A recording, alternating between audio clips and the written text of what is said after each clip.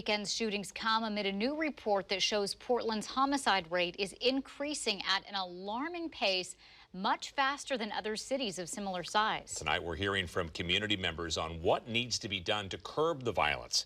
Fox 12's Chandler Watkins joins us now live in Portland. And Chandler, you spoke to one local pastor who has experienced the rising violence firsthand, right?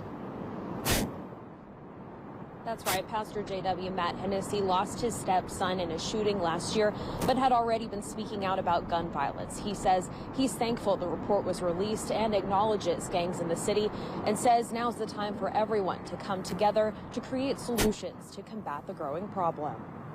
I'm extremely sad for the number of families and friends who've been impacted by the violence that occurred this past weekend. Having lived through this myself and my family, we know what this is all about. Amid a violent weekend in Portland that left 4 people dead, the mayor's office released a report detailing the drastic increase in gun violence in the city over the last few years. Several main takeaways from the report. From 2019 to 2021, a majority of the victims and suspects were between 18 and 34 years old who had previous run-ins with the law. More than half of the gun homicides involved group or gang members, and a majority of the shootings were happening in East Portland. I'm very concerned about it all. And the fact is, all of these families who have been impacted by this really need to be a part of the conversation as well. Pastor J.W. Matt Hennessee of Vancouver Avenue First Baptist Church has spoken out on gun violence in the past and lost his stepson in a shooting last year.